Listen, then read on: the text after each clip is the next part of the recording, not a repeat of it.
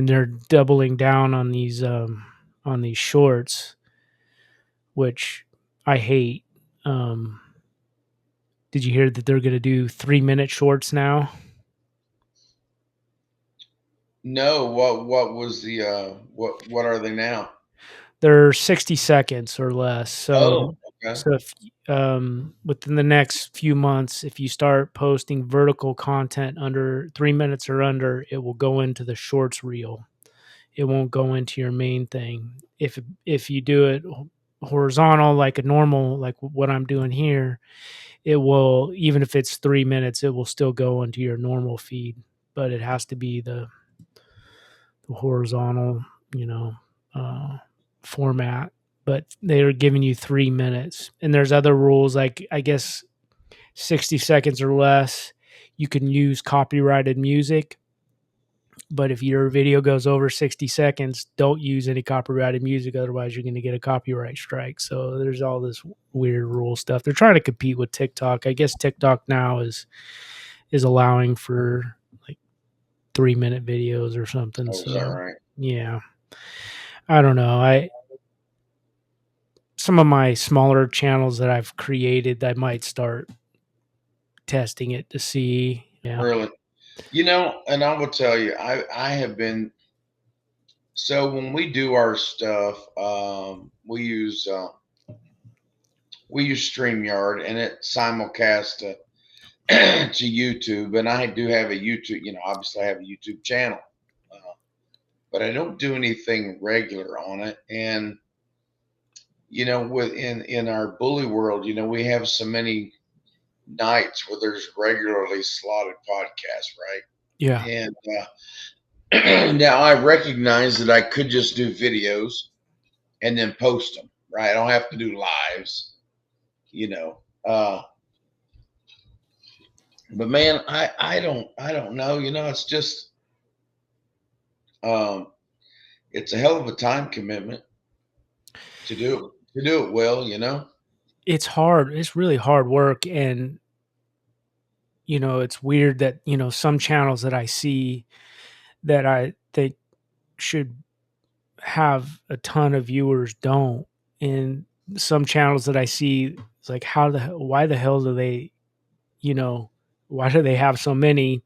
And I think Yeah, sometimes you're getting into the weeds of, yeah, they might be buying subscribers and views and all that. I mean, I think there's some of that going on. Um, but with I'm kind of channel, the opinion if you're a little bit more cerebral than you are entertaining, yeah, probably the less subscribers you're gonna have.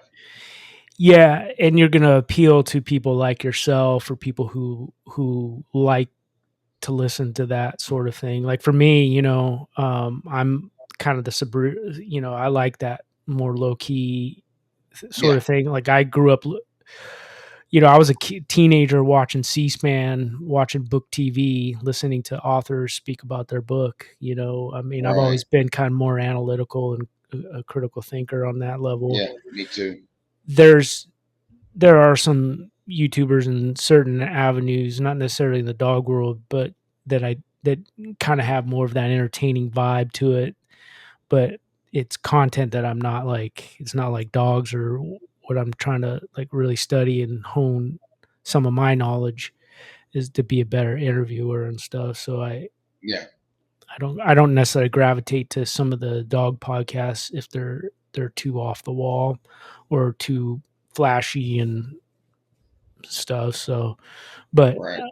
um, yeah, I would say like if you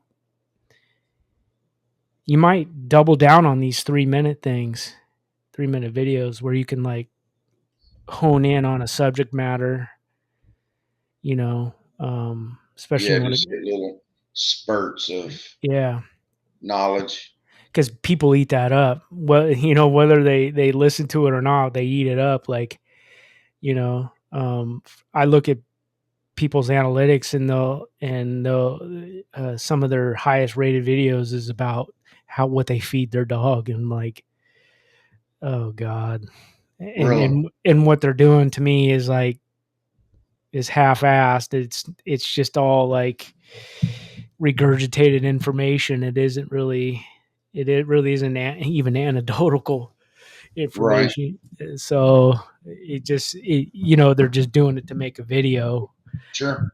And so I'm like, oh God, why is this the highest rated video or highest viewed video? But whatever. I mean, if it works for them. But no, I think you're right. I think, uh, but I think, you know, with some information, it might get through. And maybe if you show, one or two videos a week of your dogs with fancy music in the background or whatever, it might uh, garnish more views on your others. But I don't know. Yeah.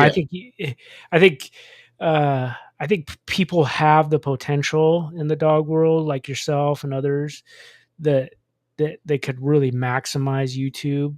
It's just a matter of having the time and the ability to figure it out, like what works for them. And that's hard work. That's where a lot of people fail, in my opinion. Like I'll see people who have tons and tons of subscribers or followers on Facebook or Instagram, and they don't even have 1,000 on YouTube. It's a different animal. And even Right. now it's harder. It's a lot harder. Like I don't know how I got 6,500 with the style that I do, where I'm just doing the spoken word. I don't show off my dogs, and I'm not flashy, and I'm not a talking head, or I'm not giving you information. I'm just being the conduit of people in the game. And I don't know how, cuz at my growth rate now has been it's like it's a quarter of what was in the beginning. Oh For yeah. for whatever reason, I used Facebook to really hit it hard, and people, it resonated with people. And then I took like 4 or 5 months off at one point, and then ever since then my channel is just it's just barely touching, the needle's barely moving. Um, I have 30, 40 subscribers a month or whatever. I mean, that it doesn't really garnish a whole lot. But yeah, I don't know. It's a tough thing. But if you do it enough and you find your groove, the potential is there, because that's who Yeah. pays. It's not Instagram and it's not Facebook that pays, really. I hear Facebook has a better pay rate, but the threshold is so much higher, and they're so much more finicky about it, and they could take it away in no time. YouTube's a little more stable. I've been thinking about calling it Bullies, Beards, and Bourbon or something like that. And just talk, yeah, My three favorite things, right? yeah. You could, yeah, double down on all of that. Yeah. Like, So I, yeah, I don't know. It's an interesting thing for me. It's something I think about a lot. I mean, I guess you could consider I'm hooked on it. yeah. I started another podcast where I'm interviewing creators in the space, and with different subject matters, and I'm just kind of going off the list of interests that I have just outside the dog world. I interviewed a guy that, he's got like over 10,000 subscribers, and he's been at it a couple years, and I think he works with corporations, and that send him stuff. He reviews stuff, so he's really kind of in the mix of this sort of stuff. And it's just interesting to hear their perspectives and what fuels their fire, I guess, as far as creating content. But Right. it's watching. Like I remember studying dogs in the late '90s, early 2000s. This goddamn MacBook. Uh, it, and just going into these forums and reading stuff, and then now it's like the whole written word thing and the messages is all gone. It's all like it's all about videos and pictures nowadays. Pretty much seems like. How is that for you as a breeder and the an exhibitor? Is that tough to keep up with? Well, being semi-retired, I guess, right? I consume a lot of podcasts every week. Uh, I'm all the time. I'm on YouTube a lot, looking for, actively looking for things about dogs to watch, to listen to, Do So you do you do you find it hard to like utilize social media to the full extent for your own program? me just simply out of time. That's like Raul with QBN. Him and I, we talk a lot, and he's like, you need to do this and this. It's like, you go out into your yard, you take your selfie stick, take some video, things like that. It's like, man, when I'm going out in the yard, I'm going out to either work with my dogs or go out and do something for my dogs, work on something or whatever. I'm constantly doing stuff like that. And the last thing I'm thinking about is going out and taking videos and pictures. That doesn't really cross my mind. I don't always readily just have a camera available, or my phone. I just I'm working. I'm not. I that it just doesn't enter my head. You know what I mean? Yeah, I have a lot of thoughts in my head, like to what I would do in your shoes. But again, it just comes to like the daily doldrums of life that you have to get through. It just be Yeah, to pick up the camera and say to yourself, like, I need to start promoting my two Frenchy studs. And just the thought of it right now is a little bit overwhelming because I'm so focused on the podcast and then, my own crap that I have to deal with work and life and stuff that, you know, is a responsibility that comes above all. But um, yeah, I definitely well, do. I do think that there is something there with a lot of people who do have like an active program, and then especially like yourself, who has a little bit of knowledge and is able to decipher things, and that a lot of these dog people can't. They're just offering flash and quick yeah. talking points. They're not necessarily able to really convey a a message, you know, and that's I think that's lacking, and that's kind of what when I go looking for dog stuff, I that's kind of what I want to hear, and that's why I kind of gravitate to a lot of the genetic stuff these days. Um, be, it, it, because you're hearing a different perspective about Yeah. animal husbandry and reproduction and all of that you're not necessarily getting with some of these amateur dog folks. But Well, I yeah, think like about this. It's like, even if I were to strap a GoPro to my head every time I walked out to the yard, and I kept it on the whole time while I'm I'm doing stuff and everything. Okay, well, that's passive, but then there's still the active commitment to have to sit down and edit all that stuff.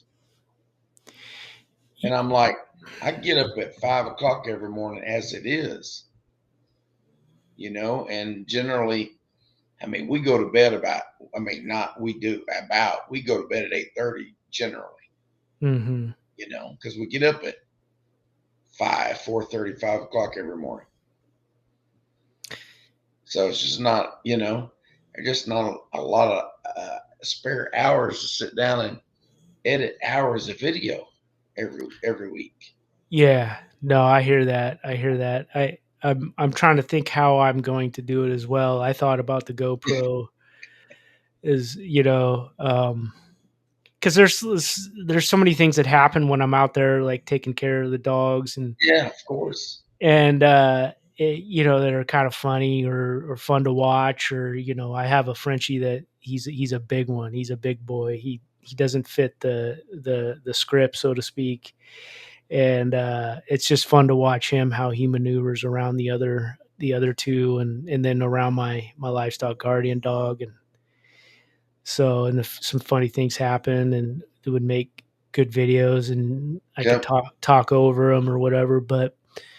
Um but again, it just seems like you said, then you got to edit and you got to post it, and then yeah.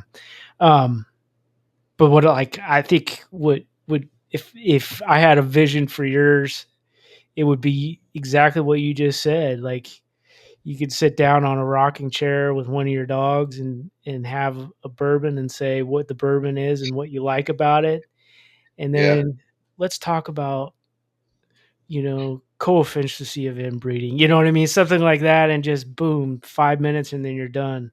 You not only did you talk about your bourbon, and then you talk about the dogs, and then you talk about whatever else.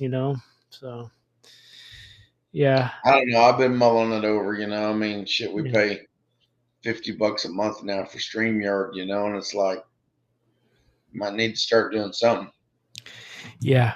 Oh yeah, I'm definitely in the red when it comes to this stuff. Yeah. Uh, What's your restream? What is it? What does it run you? I'm only on the 720p. Uh, for whatever reason, I haven't like worried about the 1080.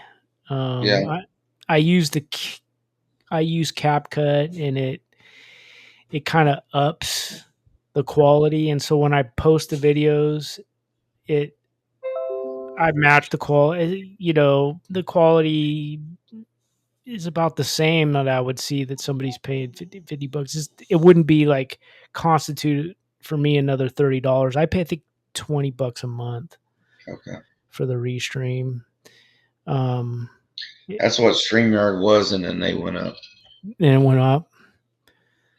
Yeah, I heard because they sold. Yeah, um, Oh, is that what happened? I think so. Another corporation bought it.